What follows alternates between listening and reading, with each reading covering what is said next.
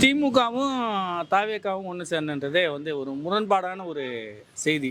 என்னன்னு பார்த்தீங்கன்னா, தேர்தலில் பார்த்தீங்கன்னா, ஒவ்வொரு கூட்டத்திலயும் விஜய் அவர்கள் மாண்புமிகு முதலமைச்சர் விஜய் அவர்கள் கலந்து கொண்ட ஒவ்வொரு கூட்டத்திலயுமே, திமுக ஒரு தீய சக்தி, திமுகவை ஒழிப்போம், திமுகவுக்கும் தாவேகாவுக்கும் தான் போட்டியே, இது வேற 3வது கட்சி ஒரு கட்சியே இல்ல. தி அதாவது ஊழல் செய்யும் இந்த நாட்டை நாசப்படுத்திய திமுகவை கூண்டோடு ஒழிப்போம் அப்படின்னு தான் அவர் ஒவ்வொரு மேடையிலையுமே பேசினார்.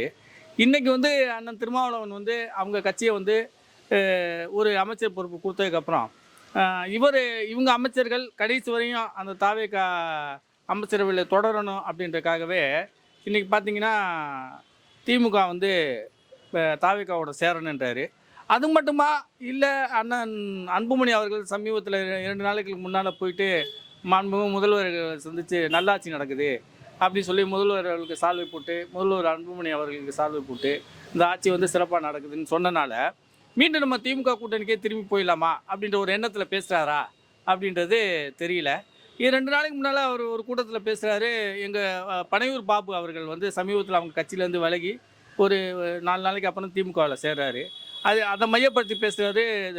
எங்கள் கட்சி நிர்வாகிகளை சேர்த்த திமுக கூட நாங்கள் எப்படி சேர முடியும்னு சொல்கிறாரு. இன்றைக்கி வந்து அதே வந்து திமுகவை வந்து நாங்கள்லாம் கூட்டணியில் தான் ஒன்றா தான் இருக்கோம், தாவேகா கூட நாங்கள் கூட்டணியில் இல்லை அப்படின்றாரு. ஆனால் அமைச்சர் அவங்க விசிகா அமைச்சர் ஒருத்தர் இங்கே அமைச்சரவையில் பங்கெடுத்துக்கிட்டு இருக்காரு. விசிகாவை சேர்ந்த வன்னியரசு அவர்கள் அமைச்சரவையில் பங்கெடுத்துருக்காரு. ஆனால் நாங்கள் திமுக கூட கூட்டணியில் நட்பாக இருக்கோம், கூட்டணியில் தொடர்றோம், தாவேகாவோட கூட்டணியில் இல்லைன்றாரு. கூட்டணி அமைச்சரவை தான் தமிழ்நாட்டில் நடக்குது. அதில் வந்து காங்கிரஸ் பங்கெடுத்துக்கிட்டாங்க, விசிகா பங்கெடுத்துருக்காங்க, இஸ்லாமிய கட்சிகள் 2 கட்சி பங்கெடுத்துருக்காங்க.